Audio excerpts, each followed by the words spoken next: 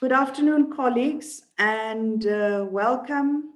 I probably haven't seen many of you. Compliments and a safe 2021.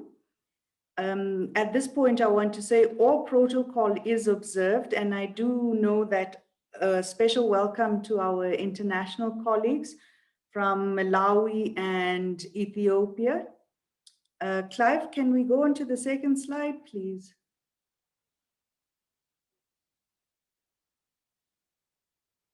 Thank you.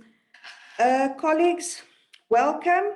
This is part 2 of our 3-part webinar series on UISP. Our focus in this regard, or in this webinar, is on municipal engineering services for in situ upgrading of informal settlements. And before we go further, let me introduce you to our panelists. We have between us more than 100 years. It's a century worth of experience in human settlements.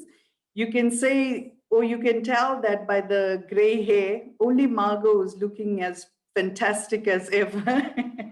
But the rest of us, our gray hair is testimony to how long we've been in human settlements.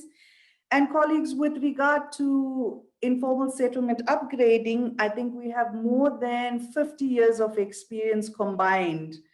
And what that is testimony is that you are in very, very capable hands, and hands of people who know exactly how the process unfolds.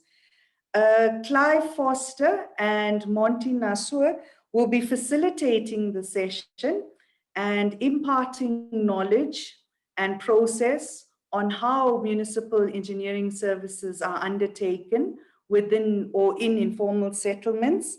And we have Margot Rubin, who will be fielding all your questions in the chat. Now that brings us to the next item, which is the rules for engagement. So colleagues, because this is a webinar, your chats, or please make use of your chat bar at the bottom for any questions, comments, input that you would like to make, and we'll field them as we go throughout the process. And without further ado, let us start. Clive, the next slide, please.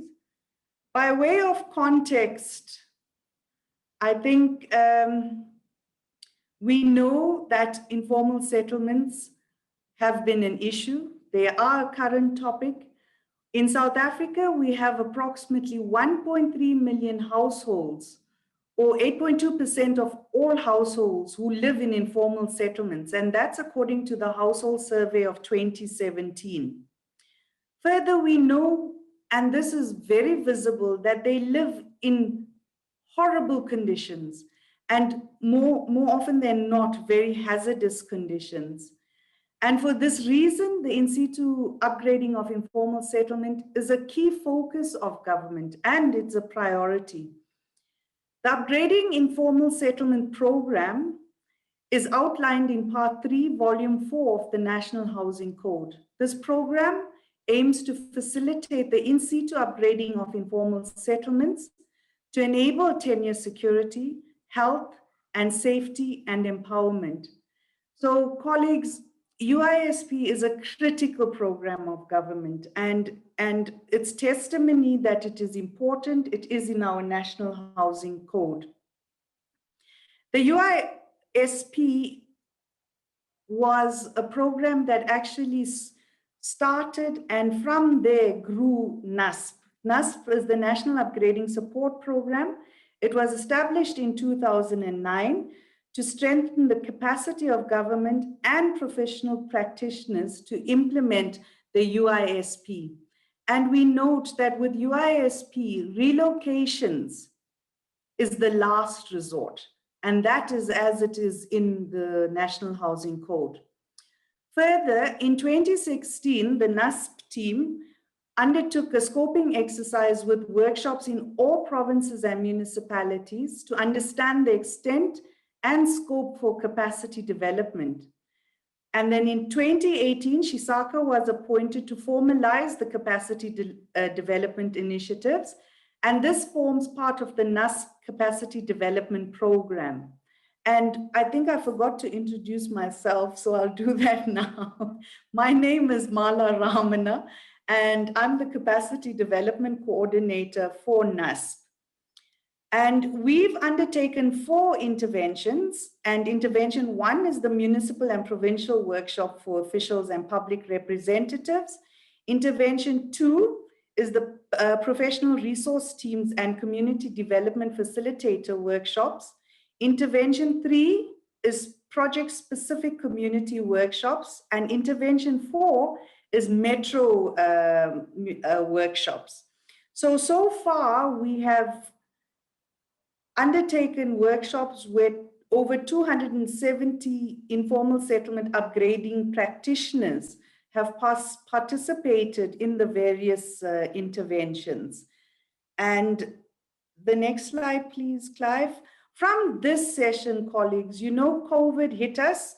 So in 2020, our capacity development program ground to a halt because obviously workshops couldn't happen. And the learning outcome from webinar 2 is to allow colleagues and provide colleagues with an understanding of engineering services in the context of informal settlement upgrading, to provide guidance for how engineering services can be approached, provide broader guidance on how a municipal-wide framework for enabling incremental service provision in situ upgrades can be assembled. You will receive a lot of information after the workshop or after the webinar. And just a recollection, webinar 1, we dealt with tenure and the documents were sent to colleagues, but if you haven't received them, please advise us in the chat and we'll send them through to you once we are done. And colleagues, what we can look forward to is webinar 3, where we will be focusing on pipeline planning. So now, colleagues, I hand you over to Montgomery Nasur to take you through the rest of the webinar, and please just note to field your questions, comments in the chat. Thank you, Monty.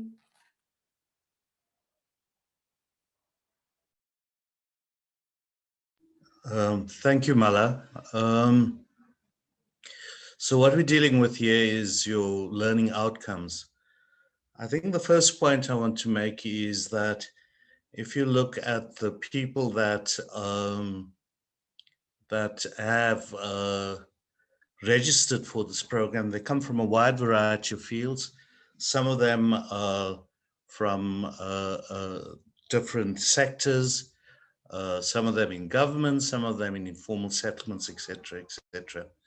And I think what's quite important is the level at which we're pitching this is almost to be as inclusive as possible.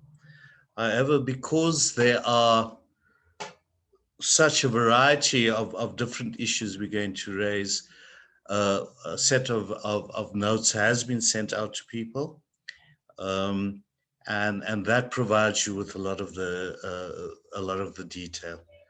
So this is probably one of the most important issues that we have to deal with.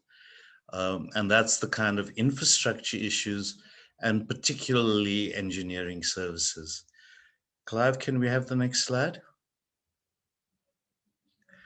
Okay, so what we're going to look at first is what is the agenda for this webinar. So we're going to do a recap of the types of settlements and categorization framework, to define the terminology and legal imperatives.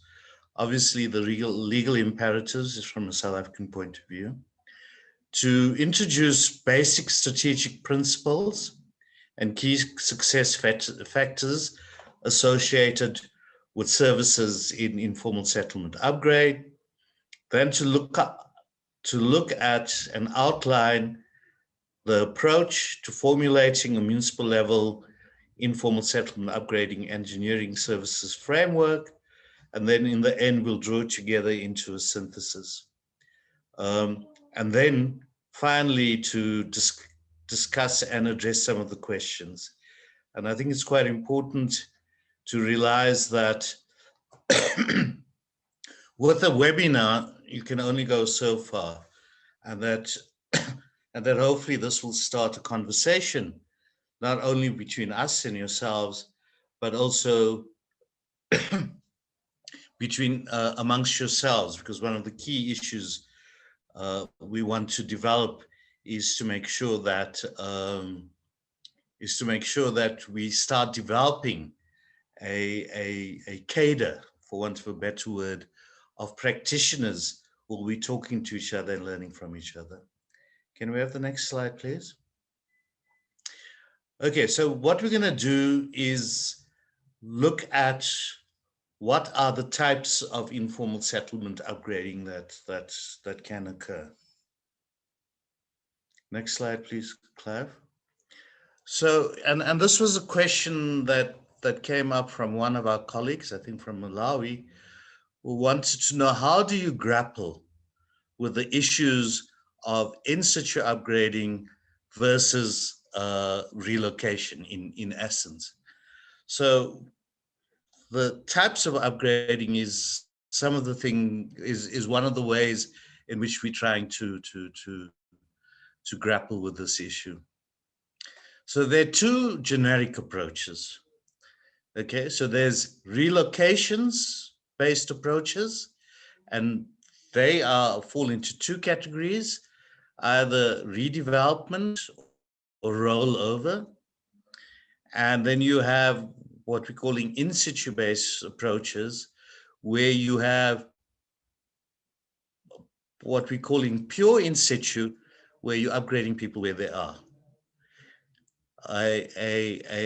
An approach within in-situ upgrading is reblocking, particularly where you have issues of access to services, which is the subject of today's webinar.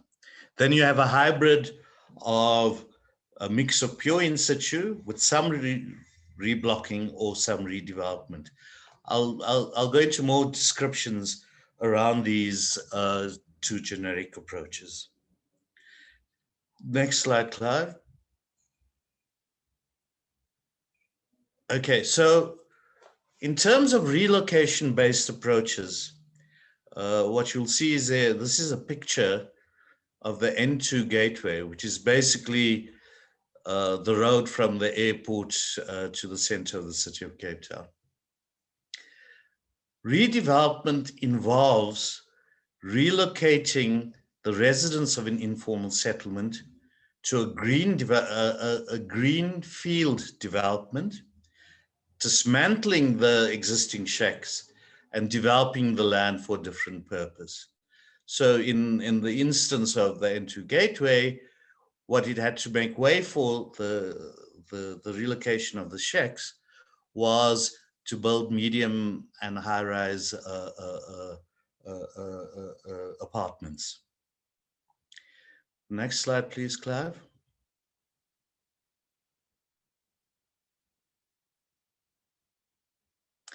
Okay, then you have what is called rollover, and as you can see from the graphics there, we give you some understanding of what it originally looked like and what it ended up as being. But this involves moving households off land into temporary relocation areas, dismantling the shacks, then developing the sites, with formal sites and services, sometimes houses, and allowing the same households to move back. Just one note of warning. What we found in many instances, what is called temporary relocation areas tend to become permanent anyway. So that's always been an issue around temporary relocation areas. Next slide, please. So with the upgrading of informal settlements, what we're looking at is primarily what we're calling in-situ based approaches. And we'll come to the categorization a little later on. But within pure in situ, all dwellings remain where they are currently positioned. This is especially the case when it is not too dense. Sites are demarcated around the existing dwellings and services installed in the spaces in between the sites. So that is when you have a less dense informal settlement and there's enough space to do the demarcation and to have spaces to be able to install services. Next slide, please. Okay, then there is the issue of what we're calling reblocking. Now, sometimes there is some confusion over the term reblocking, but for us, our understanding of it is it entails rearranging the existing shacks into an orderly layout so that emergency vehicles can enter and basic services introduced. Sometimes new shacks are provided. So if you look at the graphic, this is quite a dense settlement, and it had to be reblocked afterwards. So there's access to emergency services and basic services. I think it's quite important to make the point about reblocking. It requires high levels of community participation. It requires high levels of what some people call co-production. Then obviously there are hybrids. So you could have a mixture of pure in situ with some relocations and or reblocking. This again relates to very dense settlements, and you're going to have to find other land, probably in close proximity to the settlement, to be able to relocate some of the people. Here again, high levels of community participation becomes quite important to avoid conflicts. The next slide is going to show you what we are calling the rapid assessment and categorization. And this is part of the methodology that's been developed by the National Department of Human Settlements and some of its associate organizations. So you have two types of settlements, and this is the one thing to come back to the point of grappling with how do you decide what settlements to upgrade and what settlements not to upgrade. So you have settlements viable for upgrading and settlements not viable for upgrading. And these settlements are categorized into A, B1, B2, and C. So with settlements viable for upgrading, full conventional upgrade consisting of full services, top structure, and formal tenure, where it is appropriate, affordable, and viable.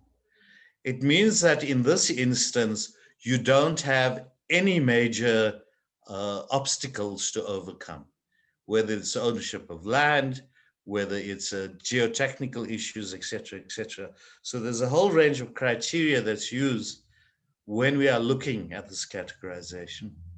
Then you have B1, which is incremental upgrade with essential services, leading to eventual formalization, where informal settlement sites are viable and appropriate, but where such formalization is not imminent.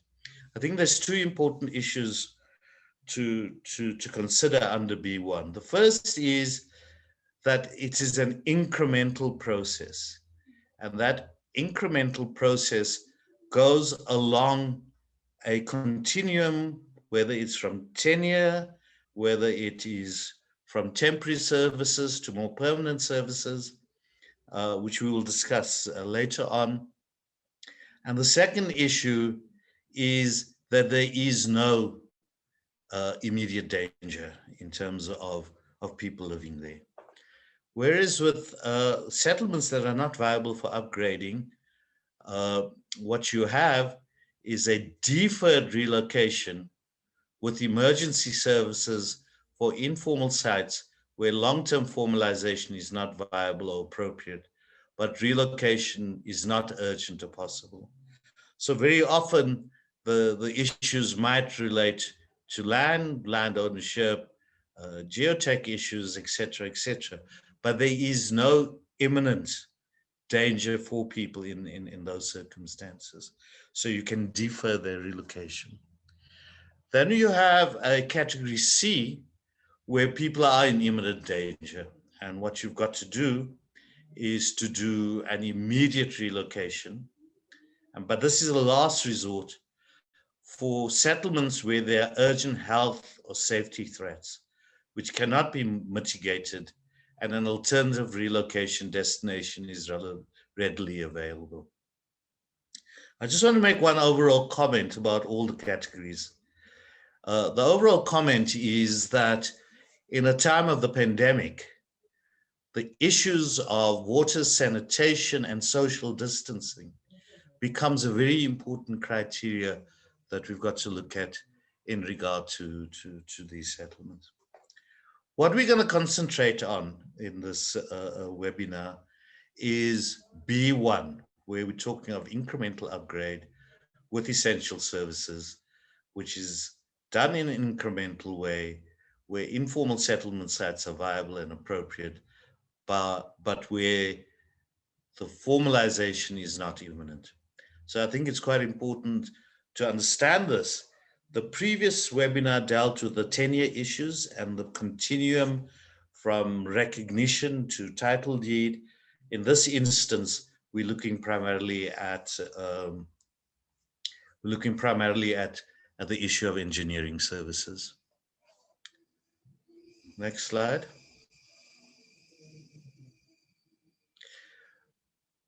Just the point about the previous slide. What we have found in terms of our categorization, although we give the example here of eThekwini, Durban, the vast majority throughout the country of settlements is largely falling into the B1 category, and that's why there's a major reason why we're concentrating on incremental upgrade, the B1. The next slide. So what we're going to deal with here is engineering services, terminology, and legal obligations. And now I want to turn to Clive. And Clive, can you take the webinar forward from here?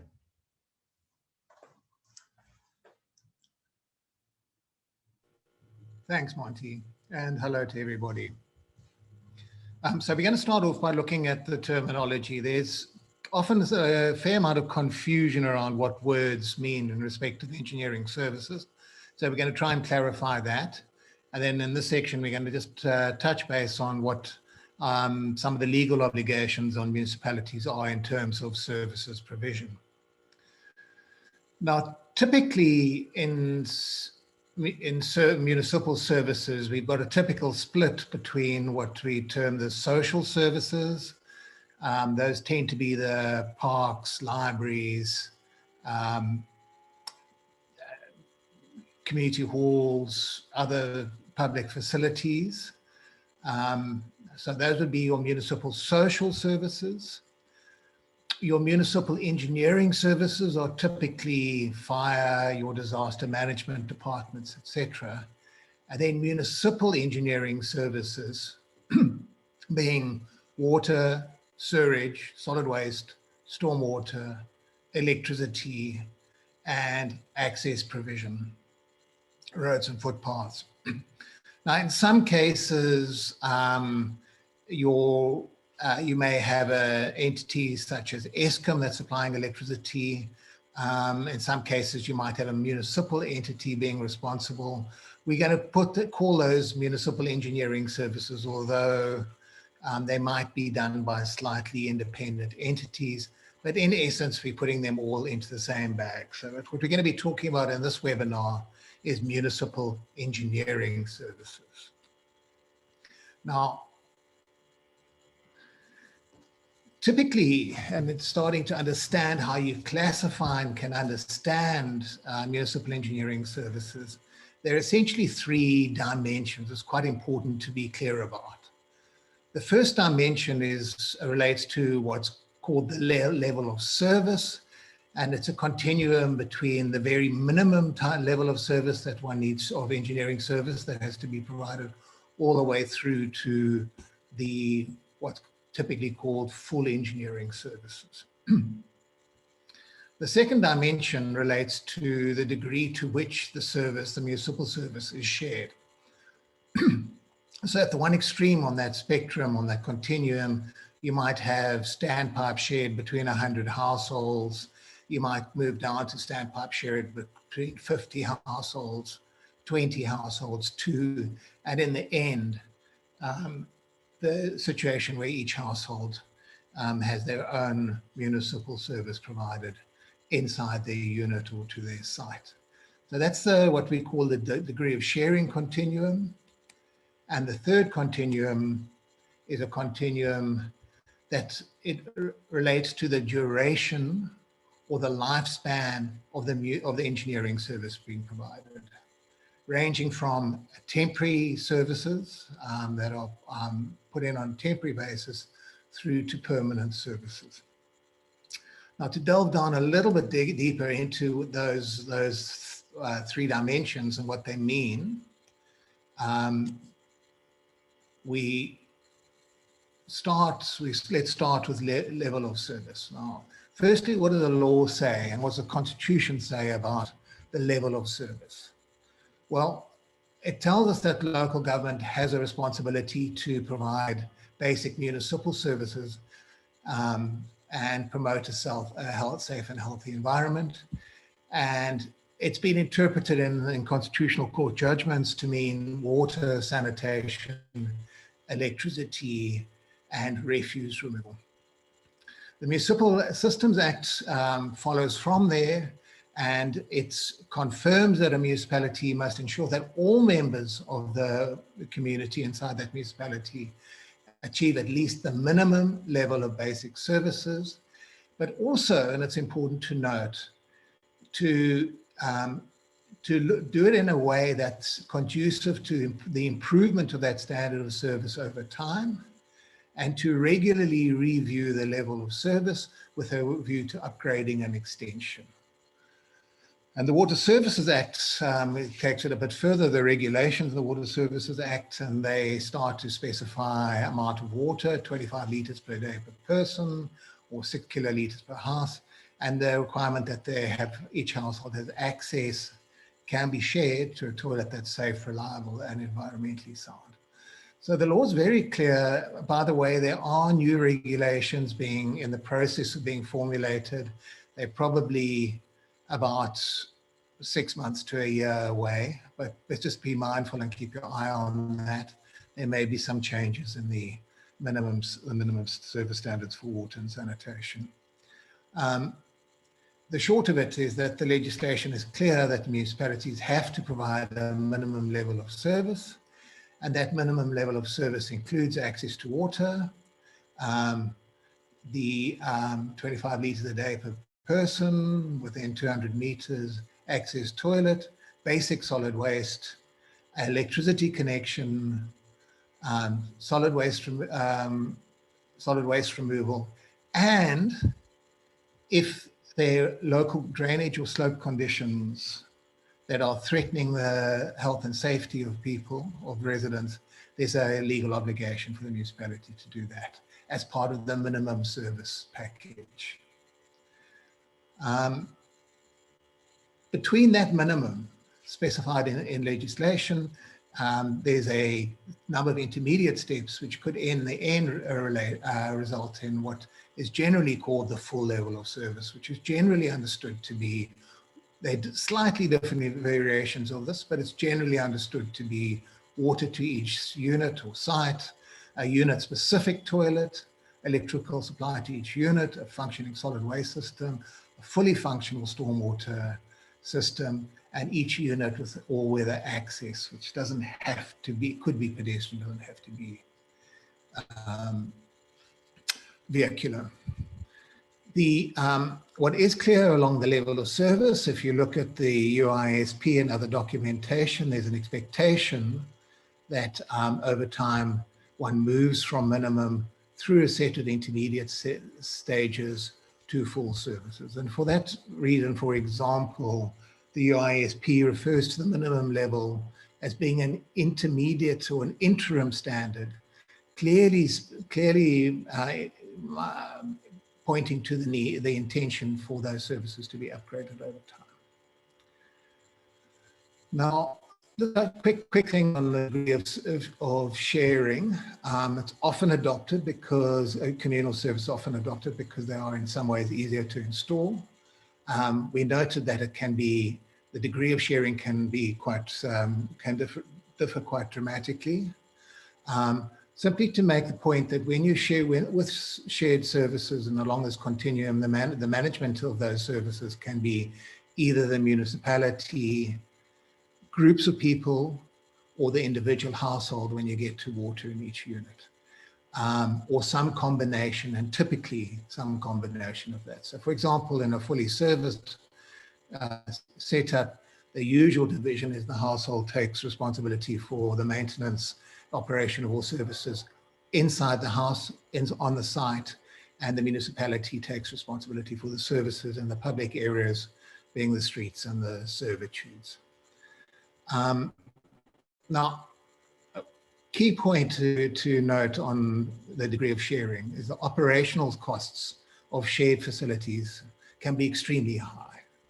So some work that was done in Cape Town in 2016 in Khayelitsha, costing various sanitation options, for example, found that the cost of a shared toilet in a communal block, the operating cost of that was up at 176,000 Rand per toilet per year.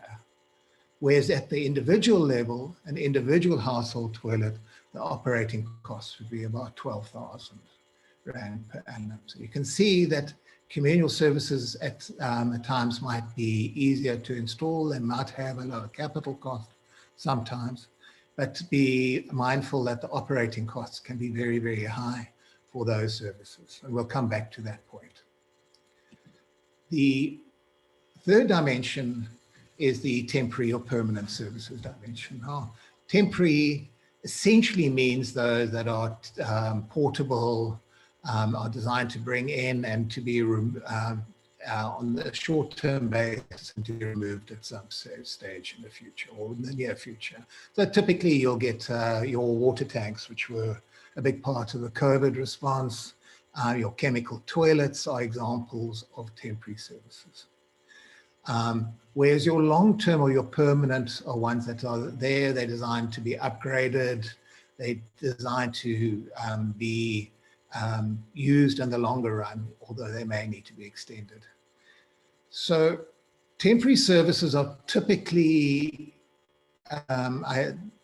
identified for your category C settlements. They should be used only as a last resort in your B1 settlements. And in part, that's because of the extremely high operating costs that's generally associated with temporary services. So that same Khayelitsha study, for example, found that chemical toilets as a temporary solution, annual operating costs of 237,000 per annum per toilet, whereas the same figure, an individual flush toilet, would be in the range of 12,000 per year. So temporary services generally should be avoided generally in B1 upgrades unless there's some very, very particular requirement for them. There's also a tendency for temporary services to become permanent or to be there for a long time. Now, if we take those three dimensions and put them together, one starts to be able to classify and categorize services dimensions. So you could have This is a template, for example, that could be used. You could then identify your minimum, which are illegal, your by cumulative, you might want to develop an intermediate, you may want to have a number of intermediate ones, and you would then go to full services. And it becomes possible within this template to classify the kind of service technology, service standards that are available within your municipality to apply within the upgrades at different stages in the process. So this is a hypothetical example of a hypothetical cataloging of what's available, currently approved within a municipality. And you could also use the same sort of template for temporary services, but we're not going to delve into that because generally we're going to try and avoid those. All right, so if that deals with some of the language, let's start to have a look at some of the principles and key success factors associated with municipal engineering services. And we're going to draw on 3 strategic principles associated with in-situ services and in-situ upgrading, and we're going to then delve into 5 of the key success factors. But let's start with the strategic principles. The first strategic principle is the principle of achieving breadth in service provision before one achieves, one focuses on. So you remember in the legal stuff, there's a provision, an obligation of municipalities to provide minimum services to all residents. And essentially, this is really saying. So we try and get to a minimum services for as many settlements as possible, all of the settlements as soon as possible. And do that before you, instead of focusing on a handful of select settlements and spending all available budget on upgrading that handful, while everybody else waits in the queue for you to be finished with those first settlements. So that approach, those of you who've been on the the NUSP intro courses will have seen a video that articulates that approach in a lot more detail. Those who haven't seen it, might be useful to just Google policy and upgrading strategy for upgrading. There's a YouTube which explains that approach in very nicely and in some detail.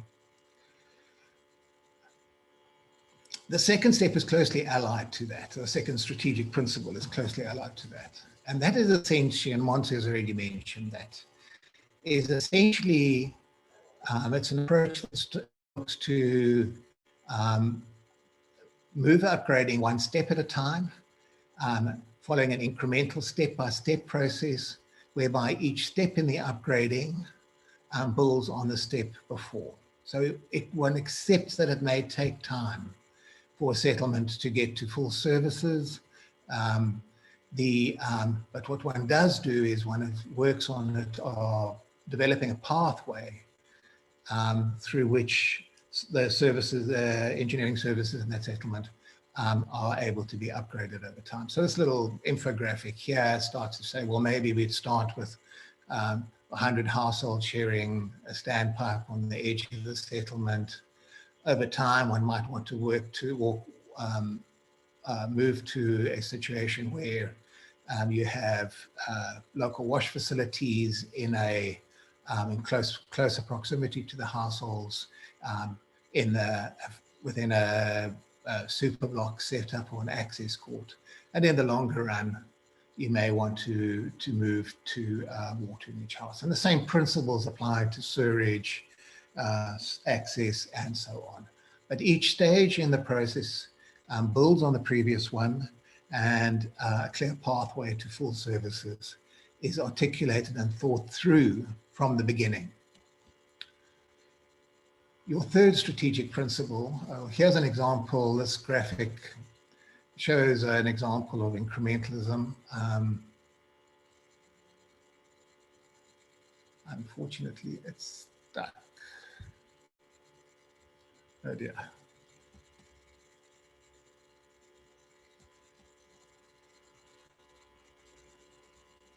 You might want to just start again, or I can go back into the presentation.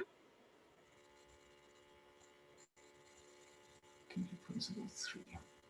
Okay, so we skipped over that. So we're going to just jump straight to Strategic Principle 3. And that is basically the principle of partnerships, and particularly in respect to operating and maintenance. So we'll touch on this, and we've touched on it already, but we'll touch on it again in this webinar. Operating and maintenance costs associated with engineering services are the single largest cost item over time. And they're a key thing that can make or break the success of services provision. Now, generally, municipalities can't afford to sustain the full operation and management costs of engineering services. That's a given, and that's why you and I need to pay for our services, for example, while we need to maintain our toilets and our taps inside our unit. So there needs to be, in all engineering services provision, in situ upgrading, a sharing of the management of that infrastructure between the municipality, groups, and individuals. This is critical, and then, as Monty has already mentioned, it means that one needs to engage socially in some depth as well. But the bottom line is municipal services provision cannot be successful in situ upgrading if there's not some kind of sharing and co-management.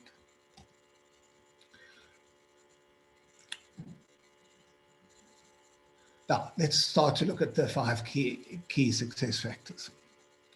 Well, firstly, obviously, one needs the capital funding to install the services.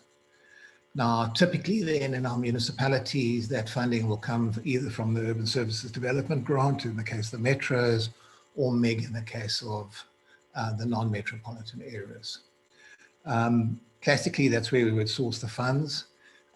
Important to note that the UISPG, that's the new ISP grant, does cater for, does allow for the utilization of portion of that grant for bulk water, sanitation, and electricity. You'll note not access there. So there is another source there in those cases where the USDG or MEG is not available or not sufficient.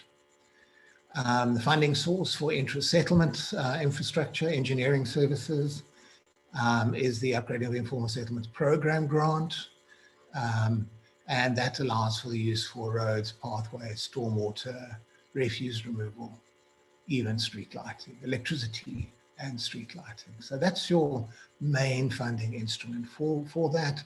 And we note that the Chapter 4, the code, identifies some of the parameters associated with the use of that money. Linked to the program grant conditions, you'll note that there's a requirement now that the infrastructure provision is budgeted. It needs to appear in a municipal business plan for upgrading or pipeline plan.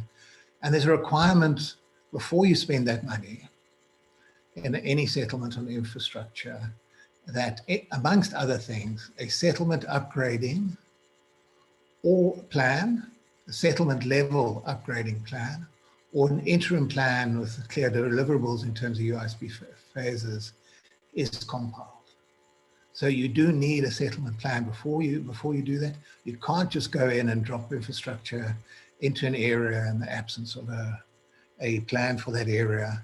And your requirement, you'll see again the requirement for a social compact, in a nutshell, an agreement with the local community around a number of things, including how the services are going to be maintained and operated in partnerships. The second of the 5 enablement conditions relates to your legal enablement. We would all know that they're your classic NEMA and National Water, your WULA license authorizations that may be necessary. That's we're used to, and just again, we need to be mindful of that in planning services provision. But on privately owned land, The question often comes up, is the municipality enabled to provide services on privately owned land? The short of it is those minimum minimum engineering services that you looked at. Not only are you empowered to do that, you're obliged to do it. And that's the consensus of a number of different legal opinions. They vary, but the bottom line is that there are some conditions, some components that are recommended to go with it, including placement of the settlement on your spatial development framework, starting the rezoning of the process, the rezoning of the settlement, and giving notice to the landowner. Now, these are covered much more comprehensively in some extracts from some paper that Mark Wisselhorn's written. It's in your course notes. You can also delve into it in more detail in the 10-year webinar, which is available in podcast format. Full individual services, however, full services at the individual level do require more land legal enablement on private land.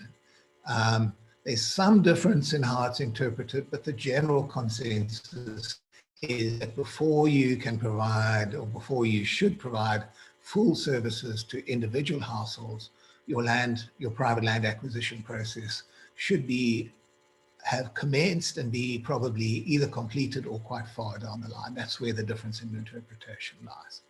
Bottom line, though, this is where we're starting, and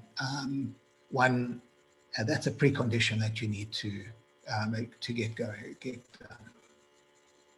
Moving on, third enablement condition, we come back to it because it's so important, is the social regulation. So that's your ability for your community to meet the municipality around the provision of services. I mean, frequently one runs into situations like uncontrolled settlement, moving onto land that's reserves that are needed to bring in your water, for example. Units expansions moving into a services reserve that needs to be kept and unable to work with the community to protect the land that's needed for services. There's large-scale theft and vandalism can be an example. Let's have a look at this on the picture on the right-hand side. Just illustrates that quite dramatically. There are issues again around individuals in the settlement connecting illegally and damaging the infrastructure, etc., and issues relating to cleaning, for example. So the bottom line really is that there's a need to have an explicit linkage between what engineering services plan and is going to be installed and the social preconditions or requirements that are needed in order to make it feasible and make sure it lasts, sustainable. And that brings us back to the bottom line, is that engineering services provision requires social engagement. It can't be done outside engagement with local people, and that requires that there is capacity to manage the engagement process around those services, and we'll come back to that point. All right, now then we get to probably the two most central ones and form the anchor of this webinar. The fourth precondition is that the municipal engineering line departments, whether they be water, sewage, electricity, etc., need to be willing to take over and maintain and operate the engineering service that's been installed on the long-term basis. That's the main role of those departments. And they tend, and quite justifiably so, to take a fairly conservative stance around what they will accept to be taken over and operated. They like to have systems that have been tried and tested inside the municipality, have been proven to work over time. Generally, they want to have as small a range of servicing typologies as possible. That's because they have to train staff to operate it. They have to procure equipment to operate the system. They need to keep spares in their stores, for example. If you've got a plethora of different systems, it's very difficult for a line department to do it. So generally, they like to have a smaller range as type of engineering service typologies as possible. And they like, obviously, to maintain, to minimize the extent of maintenance and operations that they're required to do. But the problem I think we run into in informal settlement upgrading, and particularly the high density settlements, is those often the existing package of technologies have been developed to cater for low density vehicular access developments of this type that, for example, we would see in our old RDP or in our RDP developments. Whereas a lot of our high density informal settlements are located on areas that have all been, in many cases, deemed unfeasible to be developed as formal RDPs, and a density is way in excess of what one would see in the RDP type situation. So often then we've got a problem with the range of engineering technologies, a misfit between that and conditions on the ground. And I'm going to come back to that.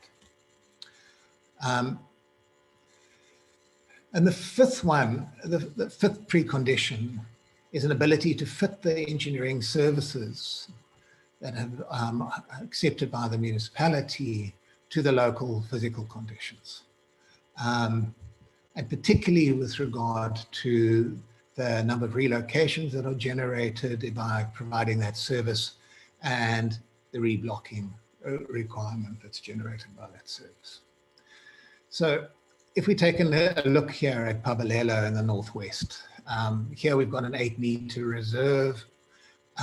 You can see from the planning layout here that it's possible to apply an 8-meter standard municipal service for roads and access ways with the allied services. It's fairly easy to apply it to the settlement without generating much in the way of relocations. You might have a couple of relocations here. So in some cases it fits fine and you don't have a problem. But in other cases, and this is a Kazaletu project in eThekwini, it's a pilot upgrading program run between an NGO and a municipality. In this case, you have a high density steep slope settlement here with about 450 units. You have an area where, fortunately, there's an ability to accommodate, say, 50 relocations in this area, 55 relocation units. So you have a little bit of space for relocations. And the intent to move in as part of the program what they call a services frame, but it's a series of local access ways with services, water, sanitation, electricity running down it. Now, in this case, if one, the diagram on the left is the red units are the units that would need to be relocated to provide those local routes carrying the services. And you'll see there that if all those services are able to be put within a 3-meter reserve, we would generate 49 relocations, which is the capacity in the adjacent relocations area to accommodate them. So if a 3-meter services servitude is acceptable to the municipal line departments, the project is feasible. The diagram on your right is what happens if the 8-meter reserve is required. And that 80-meter reserve would mean that it would be basically, if your different departments are saying, no, hell no, you're not putting them all under the same service. We each require a reserve for the various categories of service. Now, if you was unable to get the innovation and the changes in municipal standards, and you're pushed into an 8-meter width, we would generate a requirement for 123 relocations, and the project, the services upgrading project would not be feasible. So here we look at a third example of this being able to fit the services to the upgrade. This is in Mshini 1, which was touched on earlier, 250 units in an excellent location in Milnerton in the western, in Cape Town.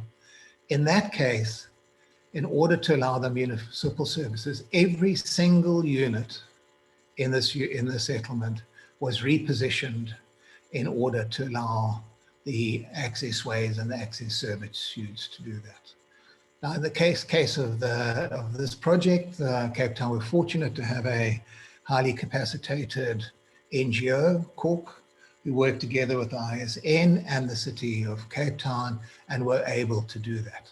But it is an incredibly resource consumptive process, and it may be something in many cases that are beyond the capacity of your municipality to undertake in the short to medium term. So in essence then, key success factor 4 and 5 and key success factor 5, what's acceptable to a municipal department and what's possible to make work on the ground, particularly in terms of reblocking, is an interactive process. If you get a situation where the municipal line department is unwilling or unable to adopt a new standard, or doesn't have standards that allow you to work, and you don't have the capacity to rework and reblock the situation, reconfigure the situation, then you can arrive at a situation which I think a number of our municipalities are in at the moment, where you get multiple stuck high density upgrading projects. And of course, those high density settlements are high density because they're well located. So you can end up with a deadlock or a blockage where all you can really do is provide services on the edge of the settlement. And many settlements are in this country are at that stage at the moment. So breaking that deadlock, particularly in those high density settlements, requires that we do two things, basically. Firstly, we need to build a capacity for social facilitation and community-based planning situations, so that community-based planning, participatory planning, that one's able to manage those relocation, reblocking activities that are needed. And that's a subject of another webinar. We don't have time to go into that now. It's a huge subject in itself. Some municipalities might be fortunate to have a lot of that capacity in place already, or many will not.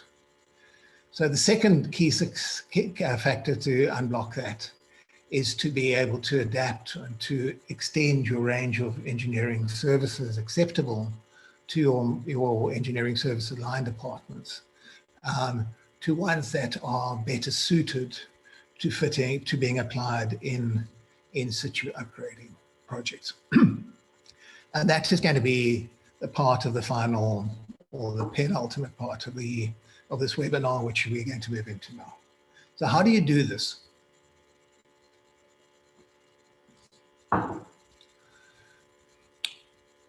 Well, we're proposing it.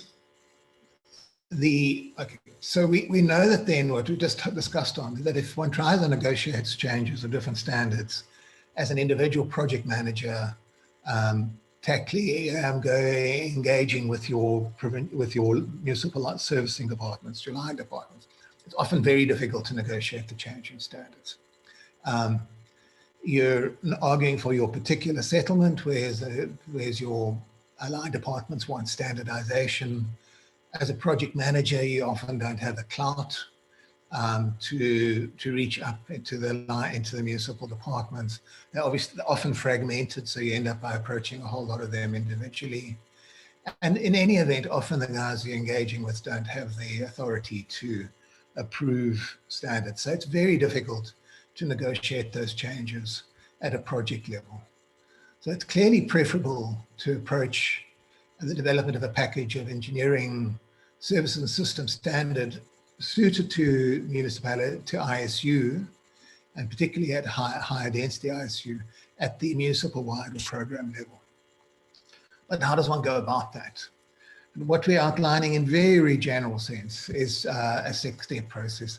Obviously up to you at a municipal level to develop a system that's going to work for your municipality, but some clues may be gained from the process we're positing here. So the 6-step process then, very briefly then, would be you would need to get your institutional arrangements in place. So essentially, you need to draw your various line departments together with the departments responsible for planning and implementing the UISP and the USDG within the municipality. And then other departments responsible for ensuring the enablement of upgrading, whether it be your community communications, your planning departments, etc. You need to get them together into a structure, an institution in which you can start to systematically work, that's able to systematically work on this process. An example of that would be the eThekwini Incremental Technical Services Forum. There's a document, case study of that somewhere in the NUSP material. It might be worth looking at that. If you don't have a structure like that already at your municipality, many of you may well have that structure in place already. The second step would be to categorize your B1 settlements with respect to the variables that will determine how an engineering service would be provided in that area. It's very much case specific to the area you're working in. In the Northern Cape, for example, Northern Cape settlement upgrading strategy identified that the key variable there is specifications on where off-grid and on-grid supplies services would work. And because of key bulk capacity limitations and the ability to cluster settlements to resolve bulk infrastructure capacity. In eThekwini, it would hazard the thing that the key variables there would be around bulk services availability, the density of the settlement, the slope of the settlement, and social dynamics. And then Cape Town, I presume slope wouldn't be there, but there may be others. So you need as a municipality, you need to determine what those variables are. The third step would be to develop and catalogue. You may already have done this again at your municipality, but if not, catalogue what's currently available as the set of engineering services that are currently applicable in a settlement. You could use the template we discussed earlier. One would then move in step 3 to testing those against the various categories of settlements. In this case, I've used a hypothetical example of a high density steep slope settlement where, or those settlements that are high density steep slope have bulks available, have good social cohesion. And a hypothetical example would be that you start to identify where there are gaps in the municipal system that's currently approved. So you'll see here in this hypothetical municipality, they do have a fair range of minimum standards and they do have a range of technologies for full services, but they've got very little accepted in the intermediate level. And that starts to tell you where one needs to focus the search, if you like. The fourth step could be to then start to look at options to fill those gaps. There are dozens of technologies and systems out there. Many municipalities have done extremely good work in developing systems that are appropriate to that. So there are lots of innovation underway. One can learn from one another around that. We have our research institutions that are, such as the Water Research Commission, that are doing good work on developing options and testing options. There are universities, for example, Pollution Research Group at the UKZN, And then the NGOs that are focusing in on infrastructure as well. There's Border, Kanisa, two examples that I'm aware of from the Air to Queen example. But the bottom line is, if by engaging with these people, one could start to identify a whole range of potential technologies that can fill the gaps within the upgrading framework in your municipality. The fifth step would be to test those potential technologies to fill the system. There are 5 pre-feasibility test questions that we recommend. At the pre-feasibility stage, can the bulk services be required? Can the service be installed given the reblocking, relocations, requirements and capacities? We've touched on that. Is there are the social conditions necessary to support that technology there? Will it be acceptable socially? I think we know, for example, buckets, toilets, for example, just will not work. Can it be afforded in terms of the capital cost and the subsidy parameters? And could the municipal maintenance and operating funding and systems be in place? These would then help you identify what your technologies to fill the gaps could be, and if necessary, if they haven't been field tested in other areas, equivalent areas, you might need to field test them. And then your final step would be to secure approval and for the municipal framework at the appropriate levels within the municipality, issue the framework, and then start to apply that in your B1 in situ upgrading programs, projects. And then, of course, there's obviously the ongoing regular review and update of the framework. So this is one way of doing it. It's one way of, if you do have gaps, identifying those gaps and finding ways of filling it. That if it's necessary, and obviously as a municipality, you could adapt that process to suit your local conditions. And with that, I'm going to hand back to Monty to draw together and open up the session for discussion. Thank you. Monty?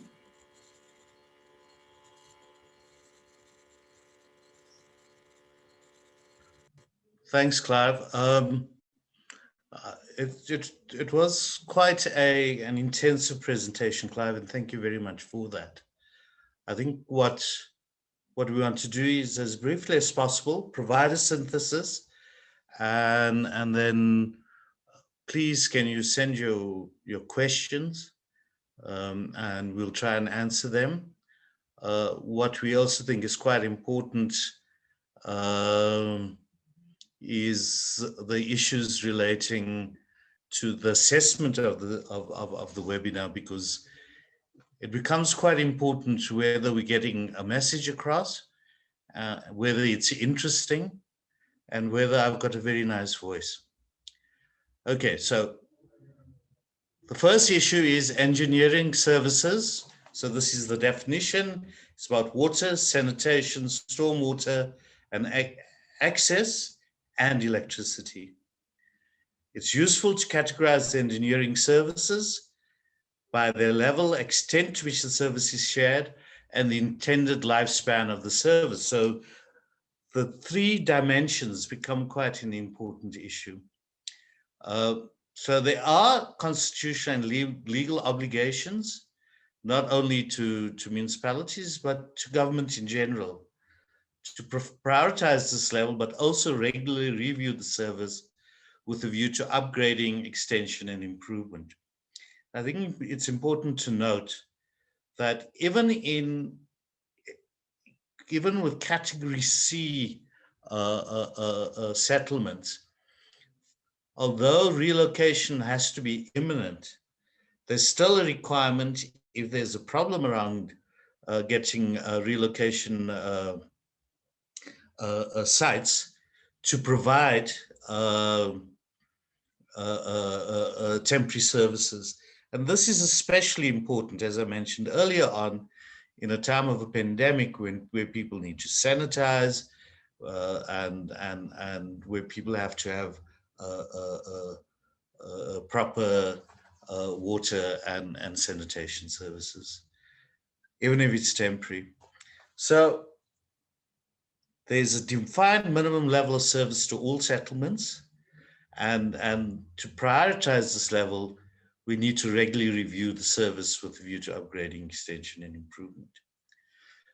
That requires municipalities to spread available funding for engineering services broadly across the municipality instead of focusing on full upgrading of a handful of settlements. This has become very, very difficult. All of you are probably very well aware that budgets are very tight and are getting tighter all the time, given the issues related to the pandemic. The next slide, please.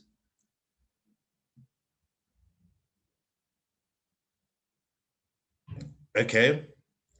So then the fifth point we're making is incremental services upgrading pathway or leather should be planned, whereby each improvement in an engineering service provides a step to eventual full, permanent, and individual services in future.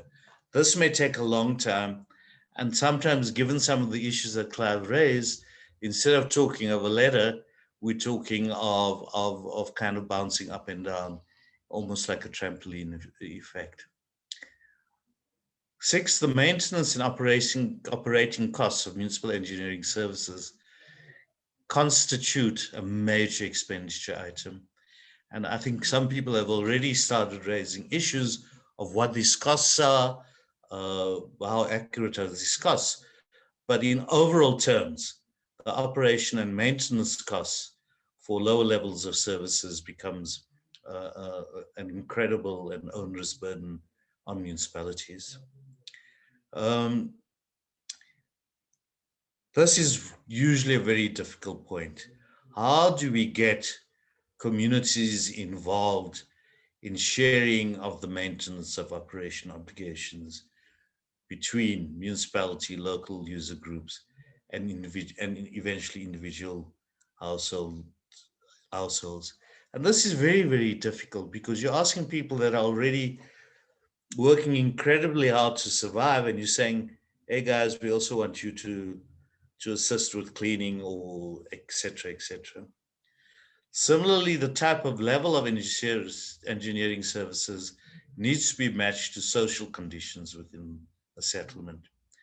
And for many of you, particularly our colleagues in the engineering side, this has become a major, major issue because we expect it to be not only people that provide technical input, it's also a problem that you have to be a social worker now. So building up capacity within the municipality in general to deal with the social issues becomes quite an important issue.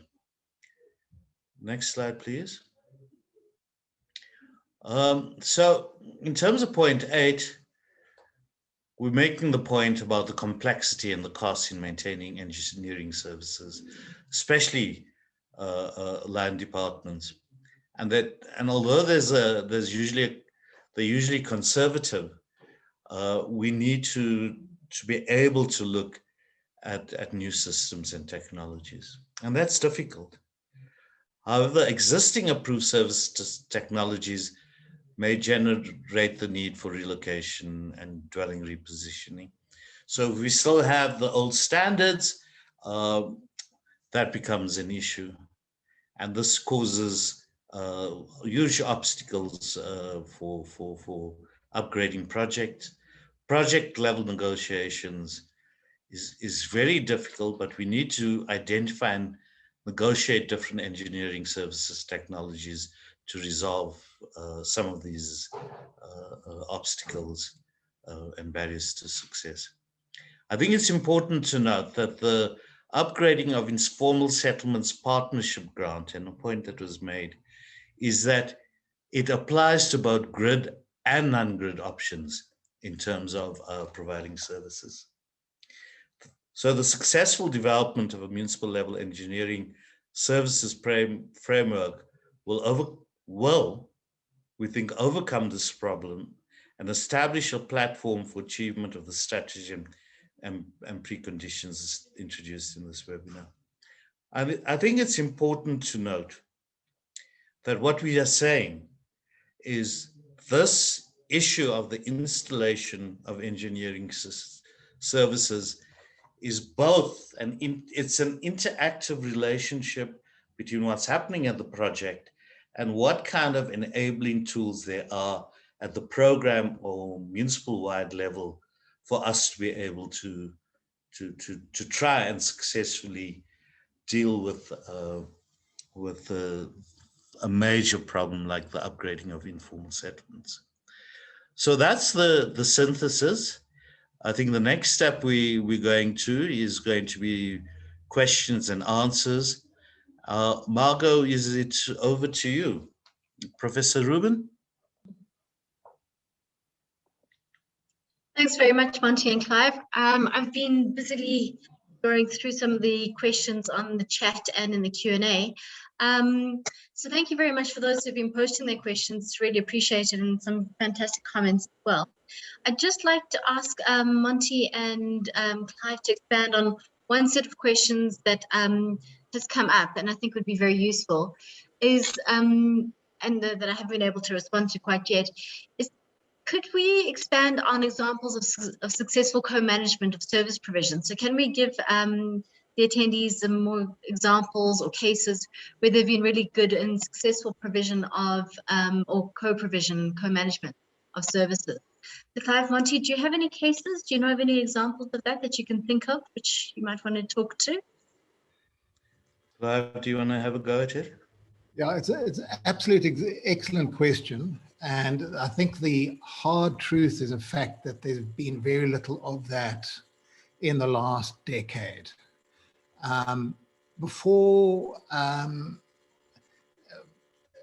Probably about 8 or 12 years ago under the RDP, there were many examples of successful co-management, particularly around water. Those are documented, so we can do that. But a lot of them fell into abeyance in the last decade, largely because of quite statist approaches. I'm aware of 1 or 2 examples that operate in smaller settlements in the Mkondo area, where the community are taking responsibility for the electrical supply to the water, to the pumping and the water filtration system. But we really need to do a whole lot more on that front as well. So I think if we can make a request, perhaps in the chat, if any of the participants in this webinar are aware of other examples, please put them on the chat. They need to be followed up. They need to be documented. And there's a whole pile of work we're going to have to do as a country to resuscitate those more partnership-based approaches to services provision. I agree with the point that's been made by Clive. There's 2 parts to it. The one is that there has been a decline as we moved more and more towards formal projects. So the whole issue of upgrade of informal settlements, in many instances, have been less and less implemented. I think the second issue is, by and large, there's also been a decline in the number of community-based organizations also over the last decade, who sometimes provided very valuable support either to communities or to municipalities. Super, thanks, Monty and Clive. One of the questions that's come up quite a lot from various people has been this question of capacitation, arguing that there isn't sufficient coordination capacity or isn't sufficient capacity within the municipalities to be able to carry out in situ upgrading. my response has been that NUSP has been the appropriate organization to contact in terms of assisting capacity support. Monty, do you want to just expand a bit on NUSP, or Martha perhaps, on NUSP's role in terms of capacity support? I would ask Mala to respond first. Okay, thank you, Monty. Thank you, Margot. I think in that regard, Margot, we have, please excuse me, my dog is deciding to interfere. Relocate your dog. Yeah, I beg your pardon, I'm back. I think in that regard, we have the NUSP process and our provincial champions. And I know I've seen David Ali and Shemu Nyerende from the Western Cape and the Eastern Cape respectively on the session now. We have a process that we start with them where we request for them to send through informal settlements that need their intervention level 1, where we do assessment categorization as well as development of the upgrading plans. So from a capacity perspective and actually undertaking the work, no, but we take them up to having their upgrading plans ready. And we normally do that through the provincial champions and in some regards through the metro champions if we are involved with the metros. I'm not sure if I've covered that capacity aspect properly, but then there's the other capacity part that I deal with in terms of the capacity with regard to understanding UISP, understanding the processes, understanding what needs to unfold. And this is one such process that we undertake. But in terms of resource capacity, I think that's something we will have to engage with further with the provincial champions. If I can make a comment, which for some people might be unpopular, but for a lot of people I think will resonate. I mean, there's a very critical issue of, is there the political will to deal with informal settlements? 2, is there enough resources that are provided within municipalities that take this issue quite seriously? Well, not only municipalities, but provinces as well. And I think that the capacity of municipalities to even do the basic things has become a major issue, and that becomes very important. Despite the extensive work and resuscitation of NUSP support, there are still those critical obstacles in relation to that. I just want to make one comment. One must remember that in terms of the upgrading of informal settlements, every single person that lives in that informal settlement until phase 3 is able, whether they have legal documents or not, to access services. Is that correct, Mala? Yes. Absolutely.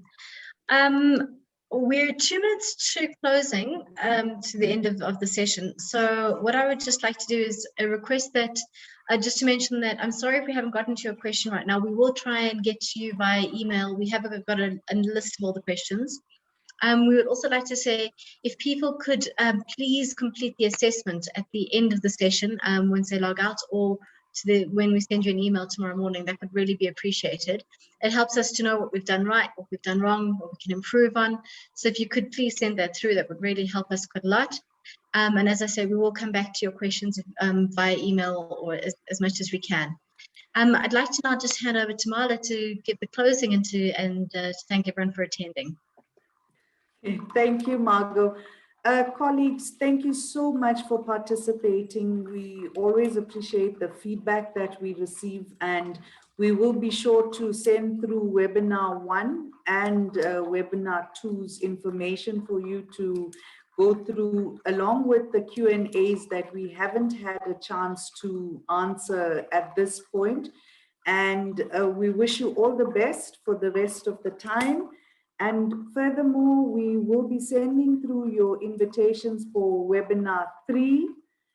And that should come through in the next weeks or so. So please, that is on, it's on planning for informal settlement upgrading, or planning for in situ upgrading. And colleagues, all the best, keep well, travel safe, and most importantly, be safe and wear your mask.